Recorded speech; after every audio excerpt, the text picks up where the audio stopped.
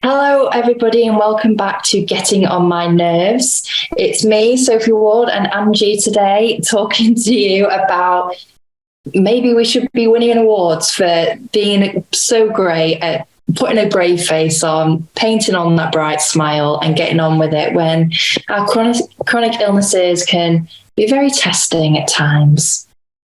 Yes. Good morning, Sophie. Good afternoon to you. Yeah, good afternoon to me. I'm winning an award today, so to speak, because I was just thinking about that actually when I was getting ready, because I was thinking, I don't feel well.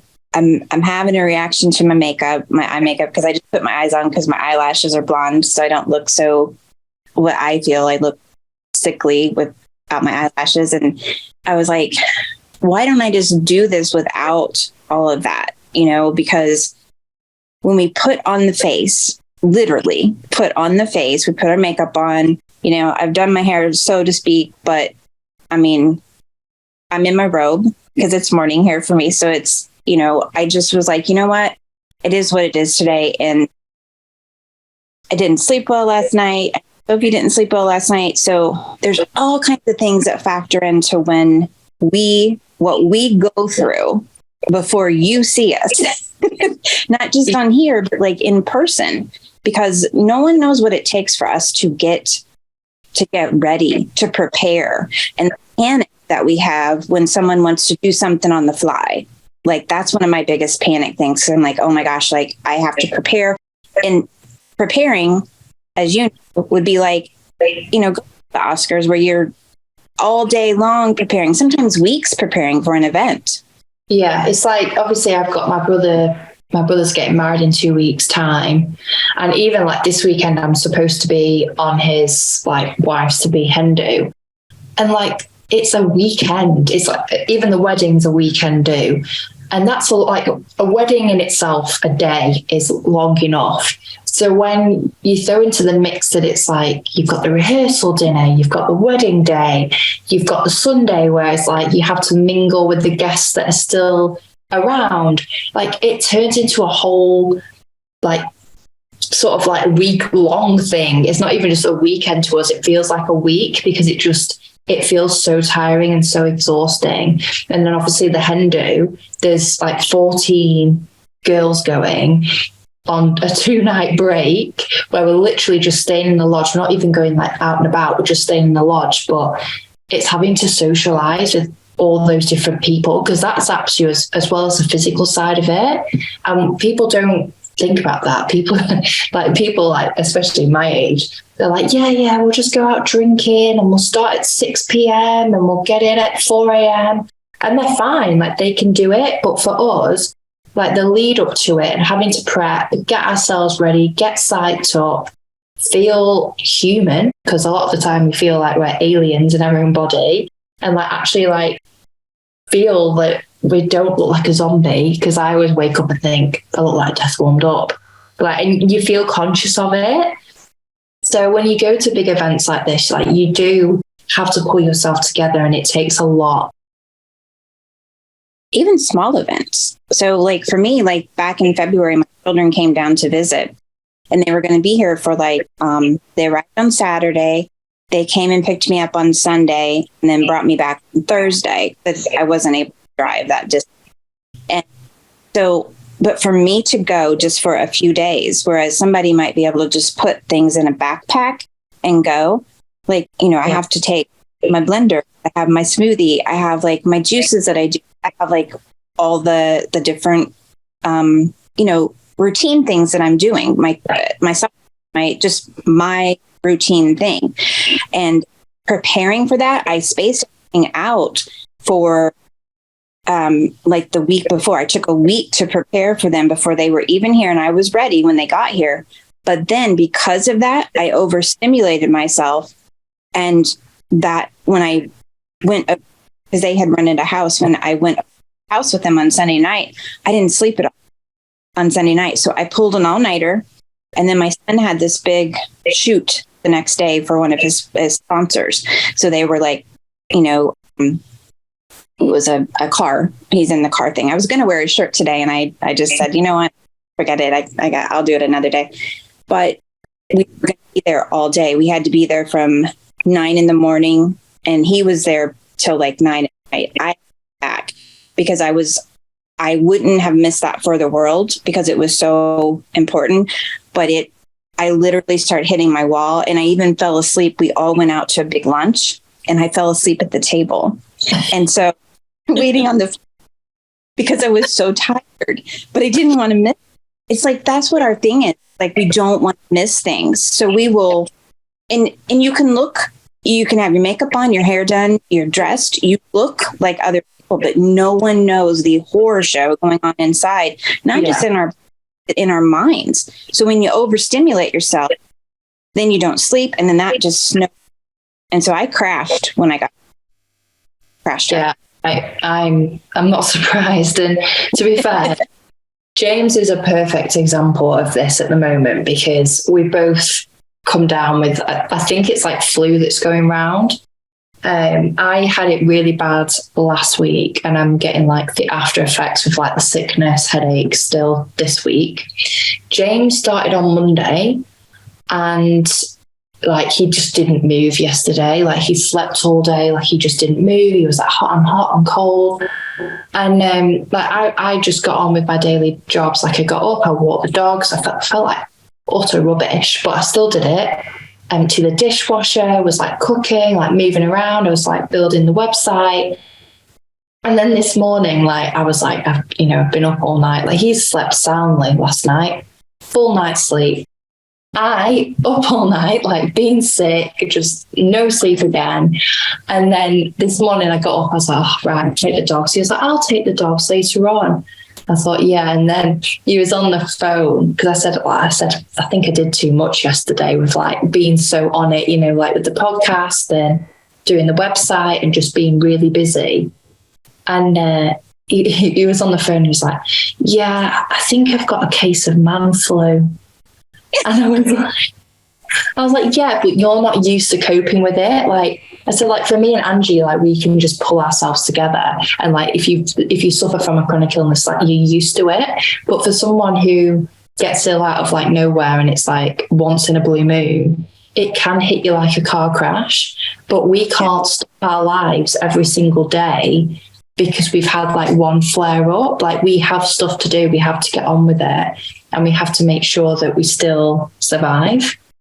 This could go into a whole other like thing. I could tell you of how, like, because I got diagnosed. Well, I wasn't diagnosed for 16 years, but I was sick from age 25 on. So I had my children, had a family, had all the responsibilities and everything that you do.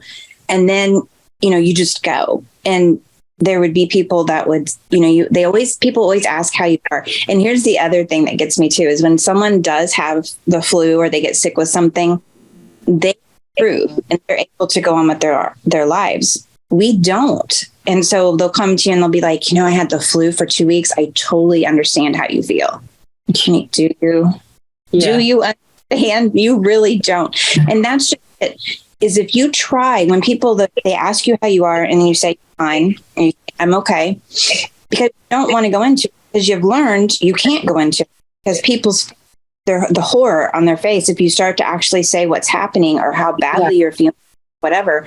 So you just learn to say, I'm okay. I think you were sick, or don't you have Lyme disease, or you, but do you really want to hear what's going on with me today? Do you want to know what's been happening to lead up to this point? Do you want to know? And I don't know. There's other, like my uncle, he called to ask my mom, and I go to dinner, and it was like within a couple of hours. And I told my mom, I'm like, I can't do that. Like, I can't go on the fly like that. I have to plan everything. And that's another thing that's so frustrating, is you become a planner with everything that you do. And people, you have to say no a lot when yes, because if it's last minute, or even if it's not, even if it's only a day or two notice, you get that panic because you're not going to be able to prepare.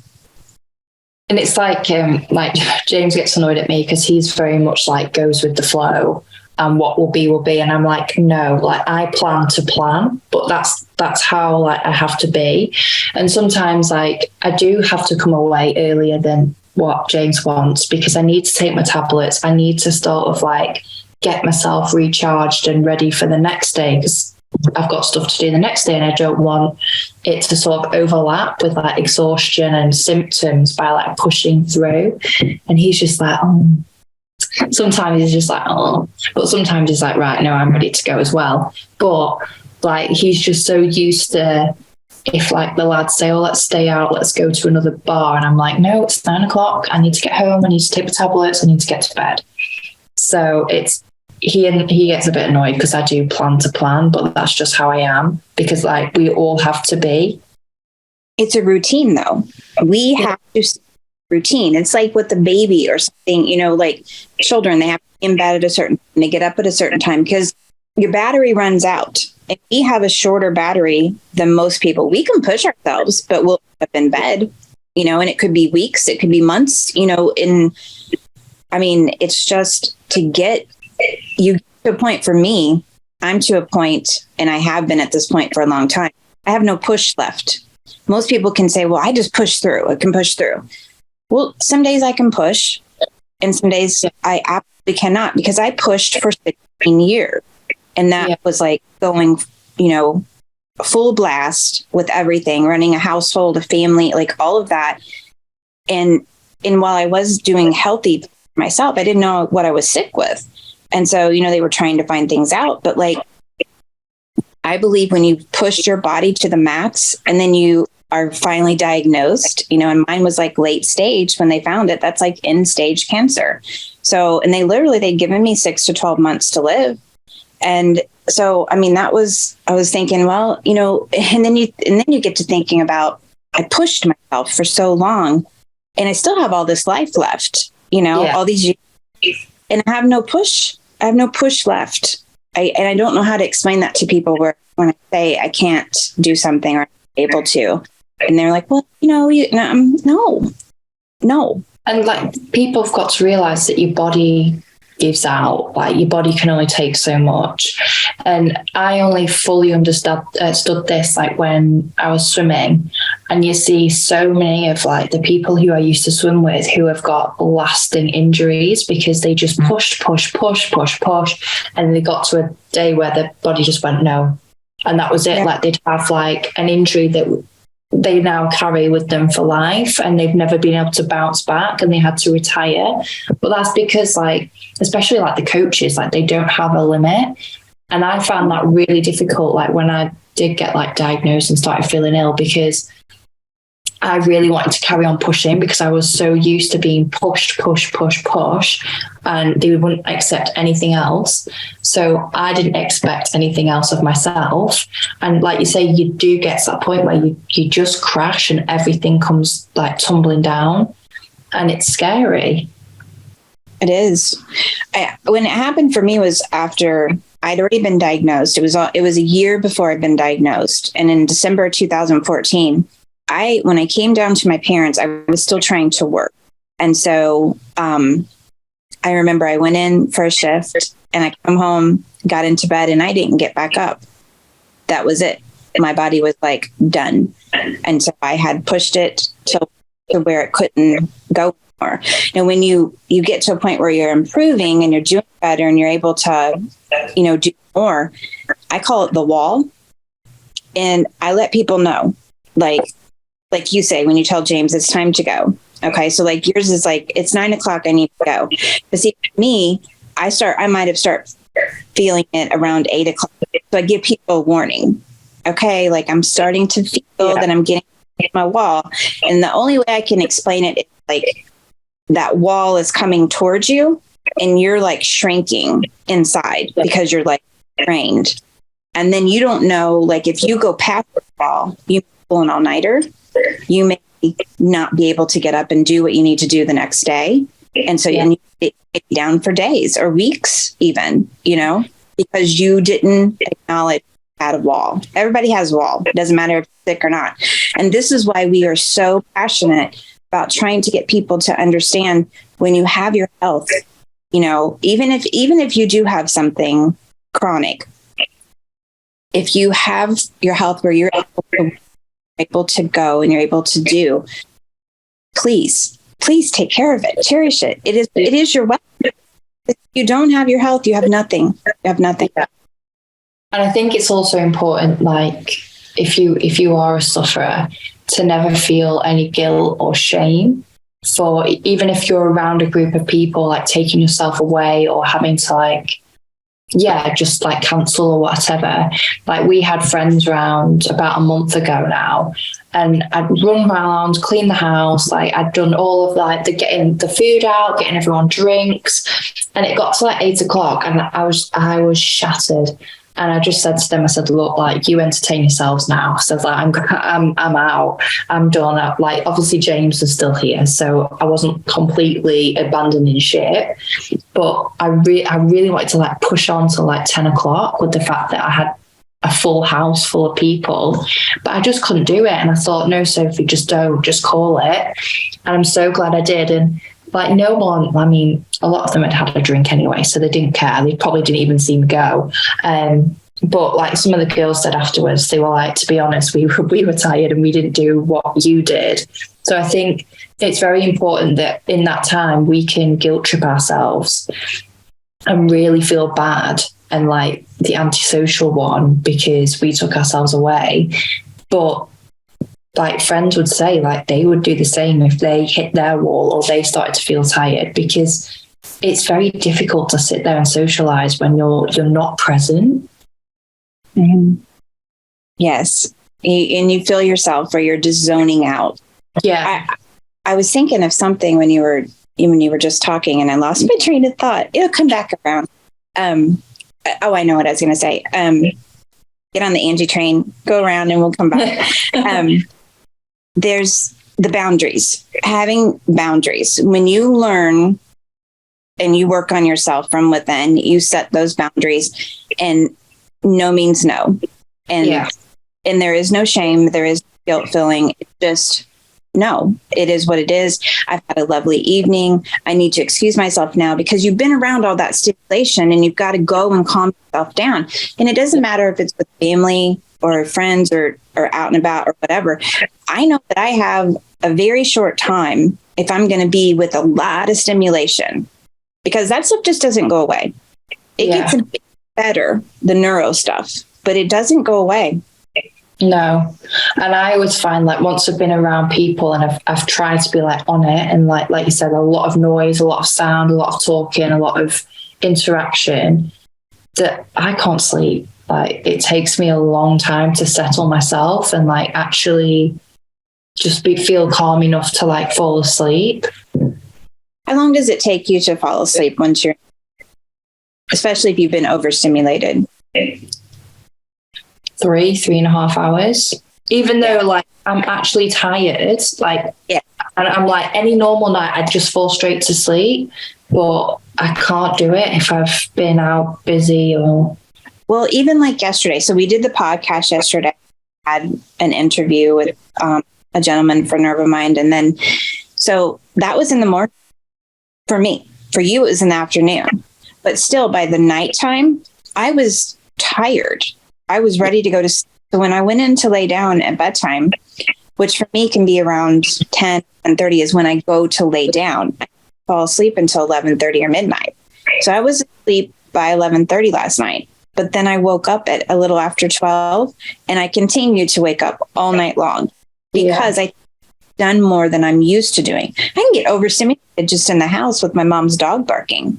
You know, if she's on one of those things where she's bark, bark, bark, bark, bark, I can't take it. It's too much. And there's the TV's on, and there's just, it's like, And it's like obviously we're on different time zones, so it is quite difficult. But I know, like, we always try to finish up at like 4, because I get up at like 5 a.m. with the dogs. So like by the time like you wake up, I'm like, oh my God, my day's finished. I'm flat. Well, with us doing this, I was thinking, I'm like, this morning I was dragging. I'll be honest, I was dragging, even though I got up at like 7:30, ish time. I had plenty of time before 9, before we scheduled this, but I was just, oh my gosh, like, I'm dragging, and I'm like, I bet Sophie's dragging too. Like, and I'm thinking we're going to be a bunch of blubbering people on this podcast. Because, like, brain's not working today. I said that to James. I was like, I need some sort of like caffeine to like actually function today. Speaking of which, I have my coffee and I've been sneaking drinks of it while we've been talking, because I don't normally need coffee to get myself going. I don't need that. And I used to a long time ago, like, oh my gosh, I have to have coffee. And I drink coffee all day long. And I also put a lot of sugar and stuff in my coffee, but I don't do that anymore. And a wee bit.